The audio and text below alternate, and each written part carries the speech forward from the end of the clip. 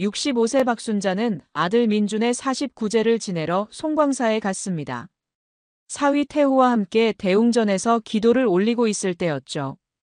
갑자기 한 노승이 다가와 손에 쪽지를 건넸습니다. 그 사람을 믿지 마시오. 당신 아들의 죽음은 사고가 아닙니다. 순자는 온몸에 소름이 돋았습니다.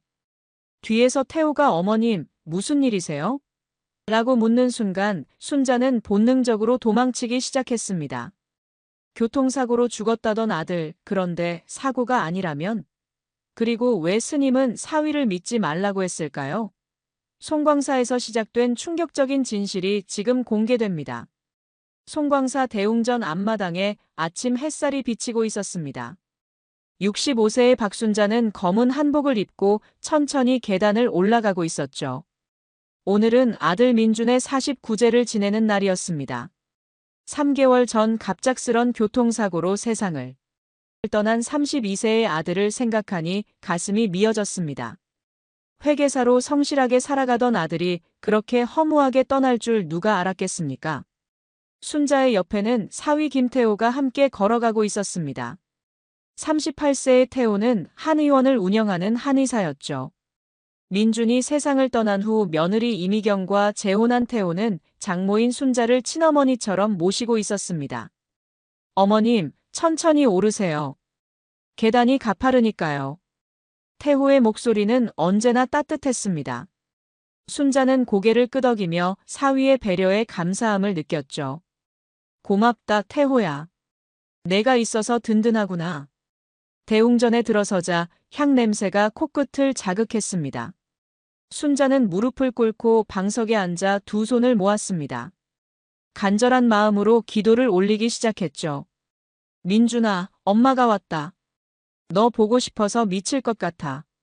그곳에서는 아프지 않고 행복하게 지내고 있지? 엄마 꿈에 자주 보여줘. 기도를 마친 순자의 눈가에 눈물이 맺혔습니다. 옆에서 함께 기도하던 태호가 조용히 말을 건넸어요. 어머님, 민준이도 분명 행복하게 지내고 있을 거예요. 어머님 기도를 들었을 거예요. 그때였습니다. 한 노승이 조용히 다가와 순자에게 악수를 하며 손에 작은 쪽지를 쥐어주었습니다. 순자는 깜짝 놀라 쪽지를 펼쳐보았죠.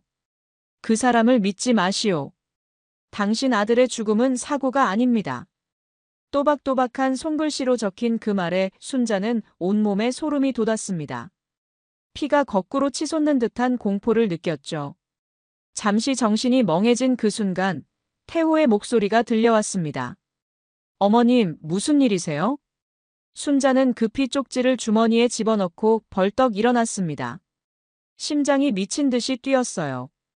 태호의 눈동자를 보는 순간 그것은 더 이상 자상한 사위의 눈빛이 아니었습니다. 낯선 누군가의 그것이었죠. 어머님, 얼굴이 안 좋으세요. 어디 불편하신가요? 태호가 다가오자 순자는 본능적으로 뒷걸음질을 쳤습니다. 그의 손길이 닿을까봐 두려웠어요. 아니야, 갑자기 화장실이 급해서. 순자는 얼음장처럼 차가운 태호의 미소를 보고 더욱 겁이 났습니다. 그리고 마침내 결심했죠. 도망쳐야 한다고. 화장실은 저쪽에. 태호가 말을 하려는 순간 순자는 이미 몸을 돌려 뛰기 시작했습니다. 송광사의 복잡한 건물 사이를 헤매며 달렸습니다. 숨이 차오르고 다리가 후들거렸지만 멈출 수 없었죠. 어머님! 뒤에서 태호의 목소리가 들렸지만 순자는 고개도 돌아보지 않았습니다. 대웅전을 빠져나와 송광사 경내를 가로질러 출구를 향해 달렸어요. 관광객들이 이상한 듯 쳐다봤지만 그런 것들은 눈에 들어오지 않았습니다. 송광사 정문에 다다르자 택시 한 대가 서 있었습니다. 순자는 미친 듯이 손을 흔들며 소리쳤어요. 아저씨, 택시요. 운전기사가 고개를 내밀자 순자는 숨을 헐떡이며 뒷좌석으로 뛰어들었습니다. 빨리, 빨리 가주세요. 어디로 모실까요? 일단 여기서 멀리. 기차역으로 가주세요. 택시가 달리기 시작했고 뒤로 멀어지는 송광사를 바라보던 순자는 숨을 겨우 돌리며 주머니 속 쪽지를 꼭 쥐었습니다. 그날 순자의 평범했던 일상에 깊은 균열이 생겼습니다. 그리고 그 균열은 점점 더 커져갔죠. 집에 돌아온 순자는 문을 걸어 잠그고 숨을 고르려 애썼습니다. 계속되는 태호의 전화에 순자는 급한 일이 있어 다급하게 집에 왔다고 둘러댔죠. 손은 여전히 떨리고 있었고 주머니 속쪽지를 꺼내 다시 한번 읽어보았어요. 그 사람을 믿지 마시오. 당신 아들의 죽음은 사고가 아닙니다. 노승의 말이 계속 머릿속을 맴돌았습니다. 순자는 침대에 주저앉아 민준의 사진을 바라봤어요. 교통사고로 세상을 떠났다던 아들, 그게 사고가 아니라면? 며칠이 지났습니다. 그동안 태호는 계속해서 전화와 문자를 보냈지만 순자는 그때마다 잘 있다는 말과 함께 그가 방문하겠다는 것을 이래저래 핑계를 대며 만남을 피했죠. 순자는 태호와 미경이 어떻게 만나게 되었는지 생각해봤습니다. 민준이 세상을 떠난 지 한 달 후, 미경은 남편을 잃은 슬픔에 빠져 있었죠. 그때 태호가 나타났습니다. 태호는 미경의 대학 선배였다고 했습니다.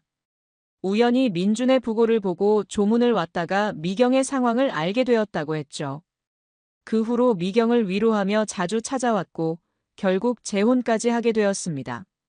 당시 순자는 태호의 따뜻한 배려에 감동했었습니다. 며느리를 돌봐주는 것은 물론 장모인 자신까지 친어머니처럼 모셔주었으니까요. 한 의원을 운영하는 태호는 순자의 건강도 세심하게 챙겨주었습니다. 어머님, 혈압약 꼬박꼬박 드세요. 나이 들수록 건강이 더 중요하거든요. 지영이가 못다한 효도 제가 대신할게요. 어머님. 그런 말을 할 때마다 순자는 고마운 마음과 미안한 마음이 교차했었죠. 하지만 이제는 그 모든 것이 다르게 보였습니다. 노승의 경고로 인해 의심이 시작된 순자는 민준의 방으로 향했습니다. 아들이 떠난 후 한 번도 손대지 않았던 그곳이었죠. 서랍을 열자 민준의 옛날 휴대폰과 변호사 시험 준비로 공부했던 노트들이 눈에 들어왔습니다. 변호사 시험에 합격해 기뻐하는 아들의 모습이 아직도 선명했습니다. 하지만 민준은 회계사로 일하고 있었죠. 변호사 자격증을 따고도 회계 일을 계속했던 이유가 뭐였을까요? 휴대폰을 켜자 사진첩이 열렸습니다. 화면에는 아들의 생전 모습들이 가득했어요. 친구들과 찍은 사진, 회사 동료들과의 단체 사진, 미경과의 데이트 사진들이 있었습니다. 그러다 한 남자의 얼굴이 자주 등장하는 것을 발견했죠. 강수진이었습니다. 민준의 대학 동기이자 절친이었던 친구였어요. 두 사람이 카페에서 등산하면서 회식 자리에서 함께 찍은 사진들이 수십 장이나 되었습니다. 수진이 맞아 수진이었지. 순자는 수진이 보험회사에서 일한다는 것을 기억해냈습니다. 조사팀에서 일했었는데 팀장까지 했다고 민준이 말했었죠. 장례식 때 수진이 준 명함이 아직 서랍 어딘가에 있을 거라는 생각이 들었어요. 드디어 명함을 찾아낸 순자는 망설이다 전화를 걸었습니다. 여보세요, 수진아? 오랜만이다. 나 민준이 엄마야. 잘 지내고 있었니? 네, 어머님. 잘 지내시죠? 그런데 무슨 일 있으세요? 수진의 목소리에 긴장감이 묻어났습니다. 응, 오랜만이구나, 수진아. 미안하지만 시간 되면 잠깐 만날 수 있을까? 민준이 이야기를 좀 나누고 싶어서. 네, 물론이죠. 언제가 편하세요? 다음 날 오후 순자는 약속 장소인 조용한 찻집으로 향했습니다. 수진은 이미 창가 자리에 앉아 있었어요. 못 본 사이 많이 야위었지만 단정한 차림에 여전히 지적인 이미지였습니다. 어머님, 잘 지내셨어요? 응, 그저 그래. 너도 많이 힘들었지? 두 사람은 커피를 받고 잠시 침묵을 지켰습니다. 순자가 먼저 입을 열었어요. 수진아, 혹시 민준이가 죽기 전에 내게 뭔가 이상한 얘기 한 적 없니? 수진은 컵을 내려놓으며 주변을 살폈습니다. 그리곤 목소리를 낮췄죠. 사실 있어요. 순자의 심장이 쿵하고 뛰었습니다. 민준이가 마지막 몇 달 동안 많이 불안해하고 있었어요. 평소에 그러던 애가 아닌데. 어떻게? 죽기 한 달 전쯤에 저를 만나자고 했어요. 카페에서 만났는데 손이 이렇게 떨리고 있더라고요. 수진이 손을 들어 보이며 말했습니다. 그래서 무슨 일이냐고 물었더니 부들부들 떨면서 이런 말을 했어요. 수진은 잠시 숨을 고르더니 천천히 말했습니다. 사실 민준이가 생전에 태호 씨를 의심하고 있었어요. 순자는 숨이 멎는 듯 했습니다. 민준이가 그랬어요. 수진아, 요즘 태호가 이상해. 나만 그렇게 느끼는 걸까? 아니면 정말 태호가 변한 걸까? 그런 말을? 네. 그리고 이런 말도 했어요. 태호 씨가 약물들을 이상하게 다루는 것 같다고. 한 의원 일이 끝났는데도 늦게까지 뭔가를 하고 있다고. 수지는 가방에서 한 장의 사진을 꺼냈습니다. 이게 마지막으로 민준이랑 찍은 사진이에요. 그날 민준이가 저한테 부탁했어요. 내게 뭔 일이 있으면 태호부터 의심해달라고요. 순자는 사진 속 민준의 얼굴을 바라보았습니다. 분명 웃고 있었지만 눈가에는 불안한 기색이 역력했어요. 수진아, 그럼 민준이가 정말로. 수진이 고개를 끄덕였습니다. 저도 그렇게 생각해요. 민준이의 죽음이 단순한 사고가 아닐 수 있다고요. 진작에 말씀드리고 싶었는데 민준이가 사고사도 아니고 교통사고고 또 함부로 얘기했다간 괜히 혼란만 드릴 것 같아서 바로 말씀 못 드렸어요. 두 사람은 한참을 말없이 있었습니다. 그리고 순자는 수진의 눈동자에서 같은 의심을 읽을 수 있었죠. 아들의 죽음에 대한 그리고 태호에 대한 깊은 의심을요.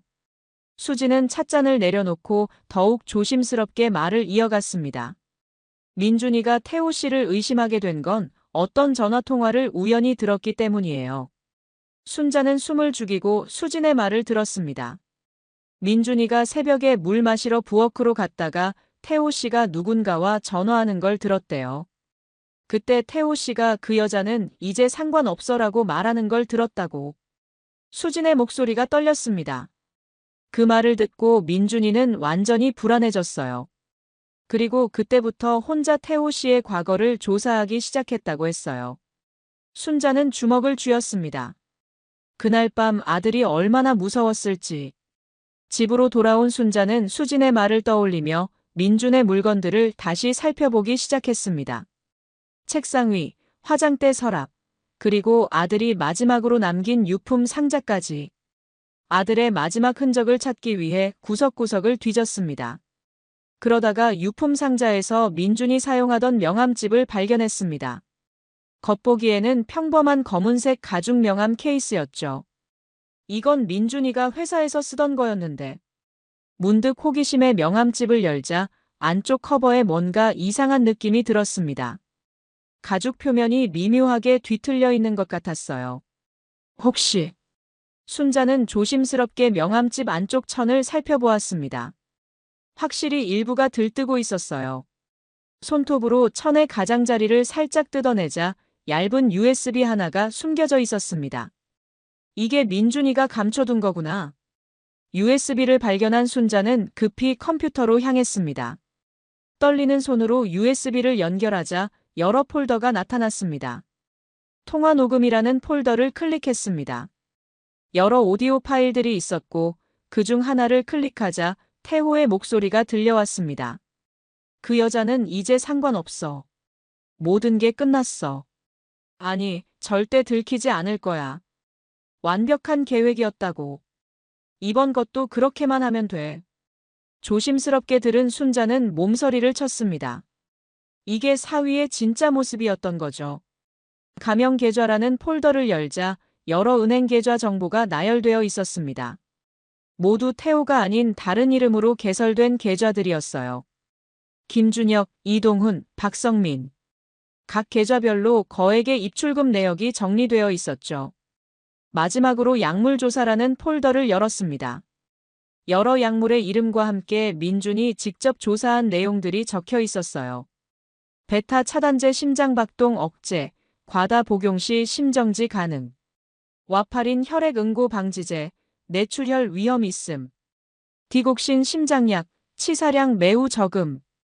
USB의 마지막 파일은 텍스트 문서였습니다. 민준이 남긴 메시지였죠. 태호의 과거를 조사하다가 끔찍한 진실을 알게 됐다. 그의 주변 사람들이 계속 죽고 있고 그때마다 보험금을 받았다. 가명 계좌들도 발견했다. 이제 태호가 나를 의심하고 있는 것 같다. 어제부터 나를 보는 눈빛이 이상하다. 나도 다음 피해자가 될 수 있다는 생각이 든다. 날짜를 확인해 보니 민준이 죽기 4일 전이었습니다. 순자는 뒤로 주저앉으며 소리 없이 울기 시작했습니다. 아들이 마지막 순간까지 얼마나 두려웠을지, 혼자서 진실을 찾으려 애쓰며 얼마나 외로웠을지. 그 모든 것이 눈앞에 그려졌죠. 민준아, 우리 민준아. 목 놓아 울고 싶었지만 목구멍이 메어와 소리조차 제대로 나오지 않았습니다. 아들이 진실에 점점 가까워지고 있었고 그 직후 교통사고로 돌연사했다는 것. 이 모든 것이 우연이 아니었음을 이제 확신할 수 있었습니다. 순자는 아들의 마지막 메시지를 다시 읽으며 끝없이 눈물을 쏟았습니다. 민준이 얼마나 용감했는지, 그리고 얼마나 무서웠을지. 어머니로서 지켜주지 못한 자신에 대한 죄책감과 태호에 대한 분노가 가슴을 찢어놓는 것 같았죠. 미안해, 미안해 민준아. 엄마가 몰랐어. 엄마가 이렇게 늦게 알았어. 화면 속 아들의 마지막 말을 보며 순자는 주먹을 불끈 쥐었습니다. 이제는 울고만 있을 수 없었어요. 아들이 목숨을 걸고 찾아낸 진실을 반드시 세상에 알려야 했습니다. 다음 날 아침 수진으로부터 연락이 왔습니다. 순자에게 줄 서류가 있다고 했죠. 순자는 서둘러 수진의 회사 근처 카페로 갔습니다. 어머님, 제가 회사 시스템으로 조사한 자료들이에요. 물론 비공식적으로요. 순자는 봉투를 열어 내용물을 살펴보기 시작했습니다. 첫 페이지부터 숨이 막혔어요. 첫 번째 피해자예요. 김지현 씨. 태호 씨의 대학 시절 연인이었다고 해요. 신문 스크랩에는 20대 여대생 욕실에서 미끄러져 사망이라는 제목이 있었습니다. 그리고 작은 글씨로 사고사로 결론이라고 적혀 있었죠. 당시 경찰 조사에서는 단순 사고로 처리됐어요. 하지만 여기 봐주세요. 수진이 다른 서류를 펼쳤습니다. 보험금 수령 내역이었습니다. 김지현 씨가 사망한 후 1억 원의 보험금이 태호 씨 명의로 지급됐어요. 사망보험금의 수령자가 태호 씨였던 거죠. 순자는 손이 덜덜 떨렸습니다. 그리고 이게 더 중요한데요. 수진이 다른 서류들을 꺼냈습니다. 태호 씨는 대학 시절 김준석이라는 이름을 사용했어요. 학적부를 보면 나와 있죠. 그런데 졸업 후 곧바로 개명했어요. 이름을 바꿨다고. 순자는 놀라지 않을 수가 없었습니다. 어젯밤 아들 민준의 USB에서 본 가명 계좌의 이름과 같았기 때문이죠. 네. 그리고 고향인 서울을 떠나 전주에서 한 의원을 개업했어요. 모든 과거를 지우려 한 것 같아요. 수진은 계속해서 서류들을 펼쳤습니다. 민준이가 태호의 주변인들이 죽었고 그때마다 보험금을 탔다는 내용과 일치했죠. 태호와 관련된 의문의 사망 사건들이 이어졌어요. 박소희 계단에서 추락사, 보험금 1억 5천만 원 수령. 이나영 가스 누출로 인한 질식사, 보험금 2억 원 수령.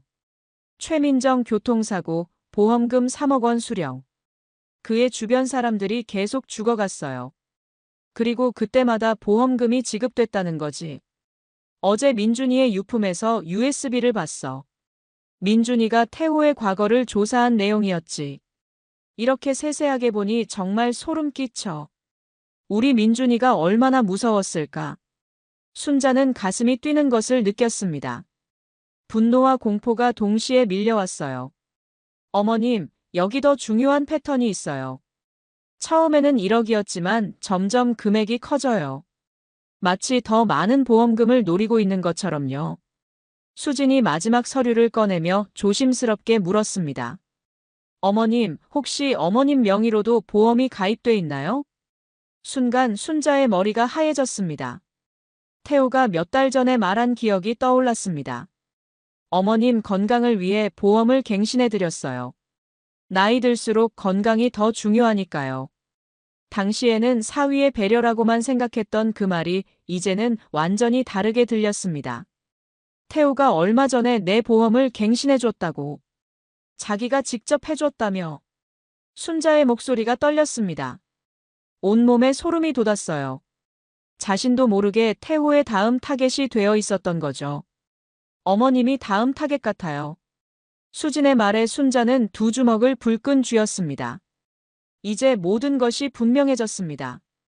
태호는 체계적으로 계획을 세워 사람들을 죽이고 보험금을 타왔던 겁니다. 그리고 이제는 자신의 차례라는 것을.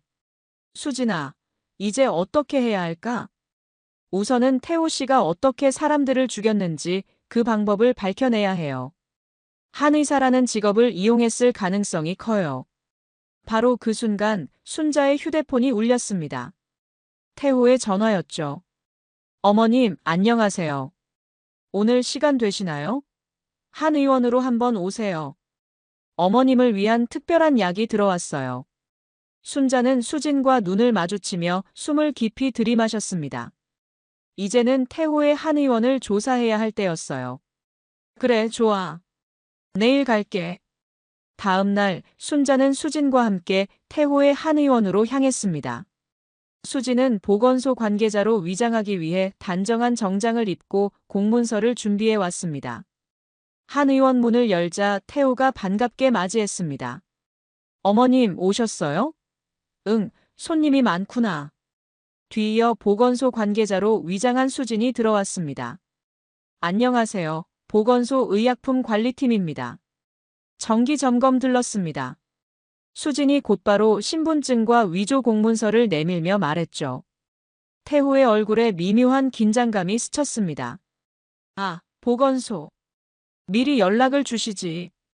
최근 불시 점검으로 바뀌었습니다. 협조 부탁드립니다. 수진은 전문적인 어조로 말하며 한 의원 내부를 둘러보기 시작했습니다. 선반들을 하나씩 점검하며 재고 목록을 확인했어요. 선반 뒤편에 있는 약품들도 확인해야 하는데요. 태호가 어색하게 웃으며 대답했습니다. 아, 거기는 특수 약품들이라. 그럼 더 자세히 봐야겠네요. 수지는 망설이지 않고 선반 뒤편으로 다가갔습니다. 그리고 캐비닛들을 하나씩 열어보기 시작했죠. 와, 여기 한 의원 정말 깔끔하네요. 재고 관리도 잘 되어 있고. 감사합니다. 저희가 나름 신경 쓰고 있거든요. 수진이 선반 뒤편을 힐끗 보며 말했습니다. 참, 요즘 심장약 수요가 많다고 들었는데요. 여기도 그런가요? 네, 특히 베타 차단제 같은 건 자주 나가는 편이죠. 아, 그런 재고도 따로 관리하시나 봐요? 네, 전문 의약품이라 별도로 보관하고 있습니다. 수진은 자연스럽게 태호의 컴퓨터 앞으로 가서 재고 관리 프로그램을 켰습니다. 화면을 스크롤하며 데이터를 살펴보았어요. 보건소 점검답게 약국 재고를 확인했죠. 그녀는 자연스럽게 화제를 돌렸습니다. 어머님, 한의사님이 참 친절하시네요. 여기 한의원 단골 되시겠어요.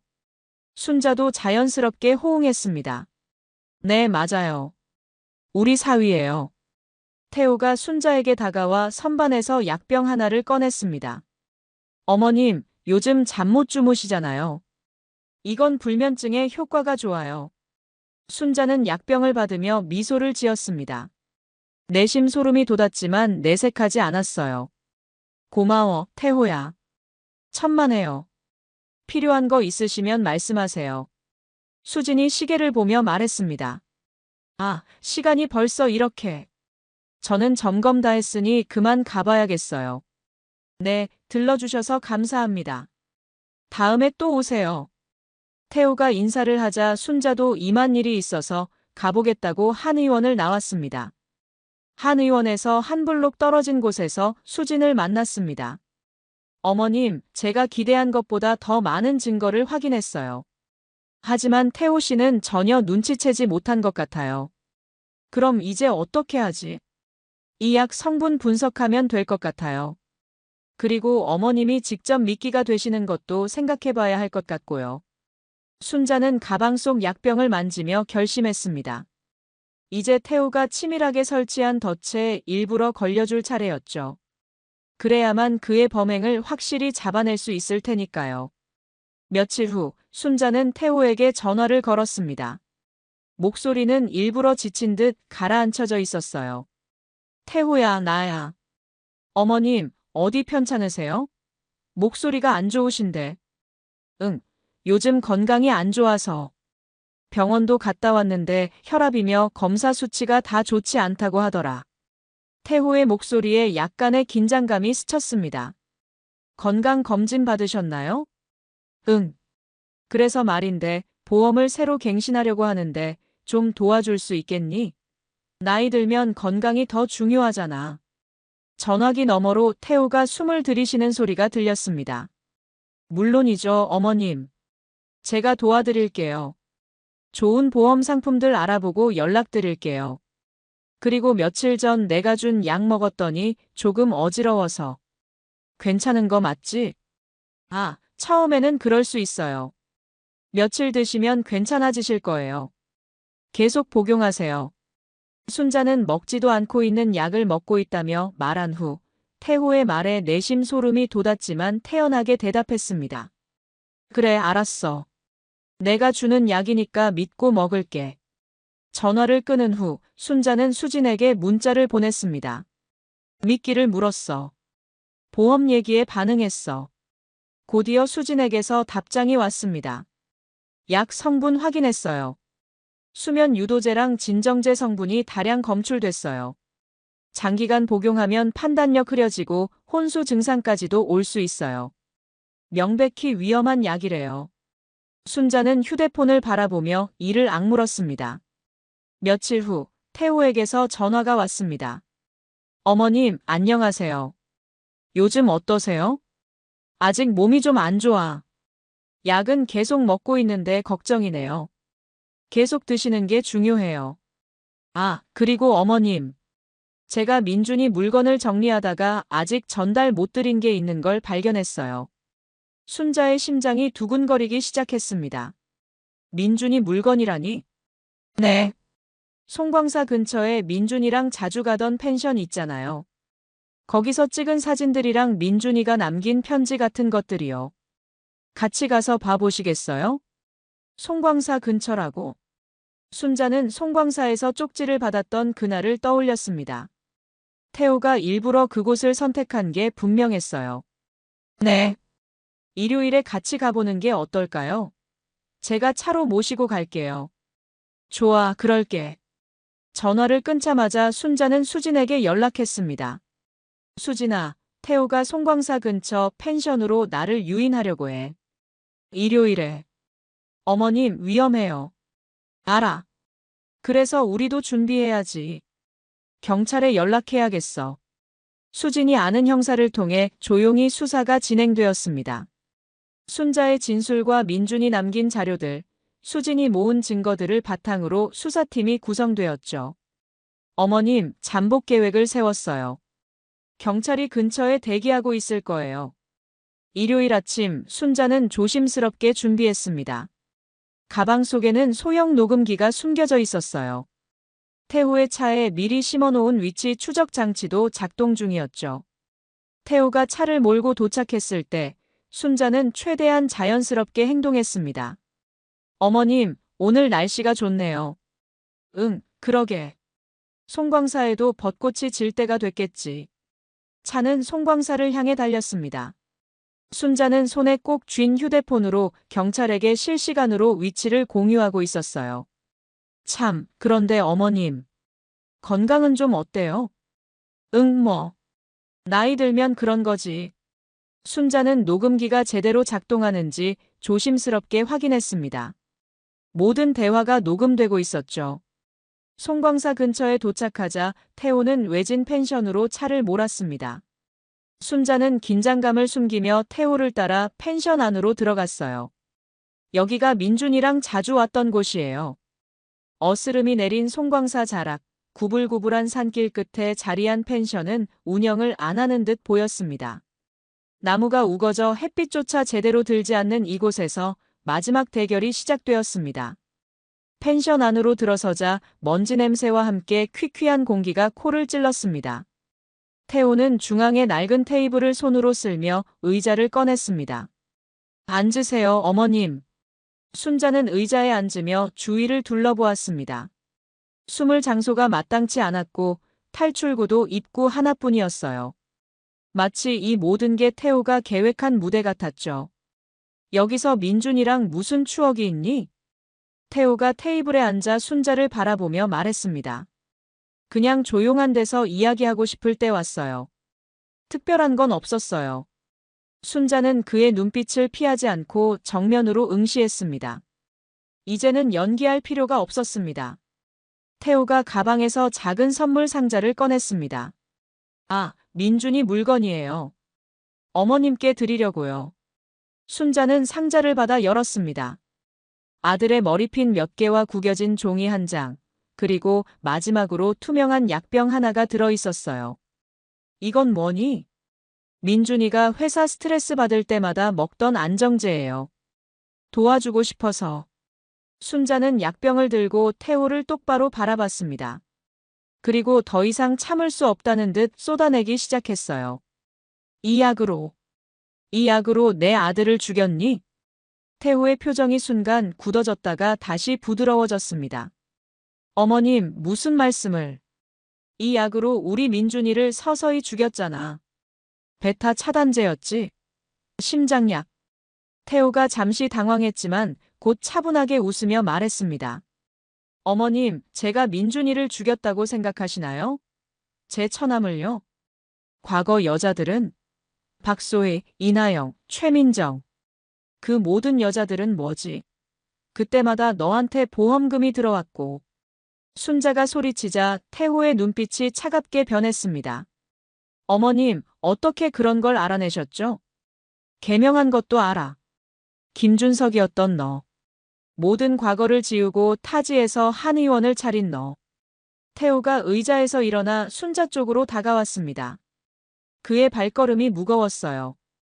어머님, 이렇게 제 뒤를 캐고 다니셨나요? 이러시면 곤란한데. 도대체 왜? 우리 민준이는 왜 죽인 거야? 태호가 갑자기 주먹으로 테이블을 내리쳤습니다. 쾅! 큰 소리와 함께 먼지가 흩날렸어요. 그 애가 멈췄어야 했어요. 계속 캐묻지 말고. 그의 목소리에 처음으로 감정이 실렸습니다. 분노와 초조함이 섞인 목소리였죠. 모든 게 순조롭게 끝날 뻔했는데. 민준이가 다 망쳤어요. USB까지 만들고 나를 조사하고. 너의 진짜 모습을 알았으니까 그런 거야? 진짜 모습? 태호가 비웃었습니다. 어머님은 아세요? 돈의 힘을. 보험금이 얼마나 쉽게 생기는지. 그래서 사람들을 죽였다는 거야? 보험금 때문에. 태호가 순자 앞으로 다가와 의자에 앉았습니다. 눈과 눈이 마주쳤어요. 그의 눈빛은 완전히 달라져 있었죠. 필요한 일이었어요. 그들은 어차피 쓸모없는 사람들이었고 나는 그들을 활용한 것뿐이었어요. 우리 민준이도 내 아들도 쓸모없는 사람이었다는 거야? 태호가 한숨을 쉬었습니다. 민준이는 달랐어요. 사랑했어요, 정말로. 하지만 너무 많이 알아버렸어요. 내 과거를, 내 계획을. 모든 걸. 순자는 온몸이 부들부들 떨렸습니다. 아들이 마지막 순간 얼마나 두려웠을지 상상하니 가슴이 미어졌어요. 그래서 우리 민준이를 내가 준 약을 먹고 서서히 죽어갔겠지. 얼마나 무서웠을까. 순자는 참았던 눈물이 터져나오는 것을 느꼈습니다. 분노와 슬픔이 뒤섞인 눈물이었어요. 이 짐승 같은 놈. 어떻게 그럴 수가 있어. 바로 그때 순자는 가방에서 녹음기를 꺼냈습니다. 빨간 불빛이 깜빡이고 있었어요. 모든 대화가 녹음되고 있었죠. 끝났어, 태호야. 이제 너의 모든 죄악이 세상에 드러날 거야. 태호의 얼굴이 창백해졌습니다. 그는 녹음기를 보며 뒤로 물러났어요. 어머님, 그건 우리 민준이가 목숨 걸고 모은 증거들, 내가 찾아낸 진실들. 이 녹음 하나면 충분해. 바로 그 순간 펜션 문이 쾅 하고 열렸습니다. 수진과 함께 형사들이 무장한 채 들어왔어요. 수진의 얼굴에는 죽은 친구를 위한 분노가 가득했죠. 김태호 씨, 살인 및 보험 사기 혐의로 체포합니다. 수갑찬 소리가 울려 퍼졌습니다. 태호는 처참하게 고개를 떨궜습니다. 모든 것이 끝났죠. 순자는 바닥에 주저앉아 흐느끼기만 했습니다. 드디어 진실이 밝혀졌고 아들의 억울함이 풀렸지만 돌아오지 않는 민준을 생각하니 가슴이 찢어질 것 같았죠. 밖에서는 송광사의 종소리가 은은하게 울려 퍼지고 있었습니다. 마치 모든 것이 끝났음을 알리는 것처럼요. 태호가 체포된 후 재판이 진행되는 동안 순자는 마음 한편에 늘 그 노승을 생각했습니다. 송광사에서 쪽지를 건네준 회원 스님이 아니었다면 지금의 진실도 없었을 거예요. 재판이 모두 끝나고 태호가 종신형을 고받은 날 순자는 다시 송광사를 찾기로 결심했습니다. 벚꽃이 지고 봄의 끝자락 잎이 무성해진 송광사를 오르며 순자는 그날의 기억을 떠올렸습니다. 진분홍 벚꽃잎 대신 짙푸른 녹음이 우거진 계곡을 따라 걸으며 그 차가운 공포와 의심, 그리고 진실을 밝혀야 한다는 집념을 다시 한번 되새겼죠. 송광사에 도착하자 여전히 대웅전 앞을 쓸고 있는 노승의 모습이 보였습니다. 마치 그날과 똑같은 모습이었어요. 스님. 순자의 목소리는 떨렸습니다. 회원 스님이 고개를 들어 순자를 바라보았어요. 그의 눈빛은 따뜻하고 자비로웠습니다.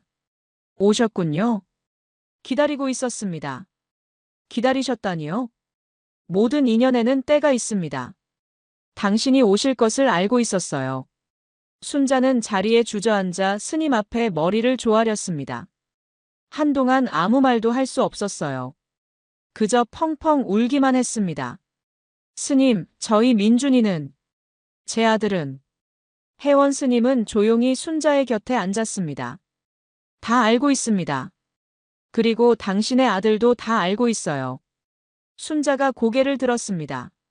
눈물로 범벅이 된 얼굴이 노승을 바라봤어요. 저는 당신에게 쪽지를 건넨 전날 밤 꿈을 꾸었습니다. 회원 스님은 잠시 눈을 감고 숨을 고르며 이야기를 시작했습니다. 흰옷을 입은 젊은 남자가 대웅전에 나타났어요. 눈물을 흘리며 이렇게 말했습니다. 자신의 어머니를 도와달라고 했죠.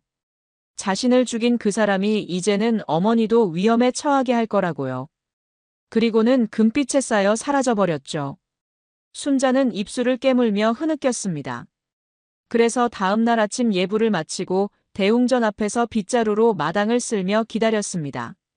수많은 신도들이 왔지만 그날 당신을 보는 순간 알았어요.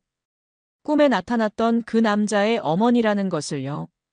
회원 스님은 계속해서 말했습니다. 그리고 당신 옆에 남자를 보는 순간 이상한 기운을 느꼈습니다. 낯선 불길함. 그래서 서둘러 쪽지를 준비했죠. 순자는 고개를 끄덕였습니다. 그 모든 것이 운명이었음을 깨달았습니다. 당신의 아들이 죽어서도 당신을 지키려 했습니다. 이게 바로 모자간의 사랑이죠. 그리고 그 사랑은 끝나지 않습니다. 회원 스님은 주머니에서 다시 작은 종이를 꺼냈습니다. 이번에는 다른 말이 적혀 있었어요. 읽어보세요. 순자는 떨리는 손으로 종이를 펼쳤습니다. 살아있는 한 진실은 늘 길을 찾습니다. 그 말을 읽는 순간 순자는 오열하기 시작했습니다. 그동안 억눌렀던 모든 감정이 폭포수처럼 쏟아져 나왔죠. 스님, 우리 민준이는 이제 편안할까요? 회원 스님은 두 손으로 순자의 손을 잡았습니다. 따뜻한 온기가 전해졌어요. 당신의 아들은 이미 편안합니다. 당신이 진실을 밝혀냈으니까요. 이제는 당신도 편안해져야 합니다. 순자는 노승의 눈을 바라보았습니다. 그의 눈에는 깊은 자비가 담겨 있었어요. 아들이 제 꿈에 나와 당신을 지키려 했다는 건 당신의 행복을 위해서입니다. 당신의 고통을 원하지 않아요. 당신의 웃음을 원하죠. 순자는 눈물을 닦으며 미소 지었습니다. 오랜만에 마음에서 우러난 웃음이었어요. 전 이제 뭘 해야 하는 겁니까? 당신의 삶 속에서 민준이는 계속 살아갈 거예요. 혜원 스님은 하늘을 가리켰습니다. 보세요, 저 맑은 하늘을. 민준이는 저기에, 그리고 당신 마음속에 있습니다. 바람이 되어, 빛이 되어 당신과 함께하고 있어요. 순자는 하늘을 올려다보았습니다. 구름 사이로 쏟아지는 햇살이 눈부셨어요.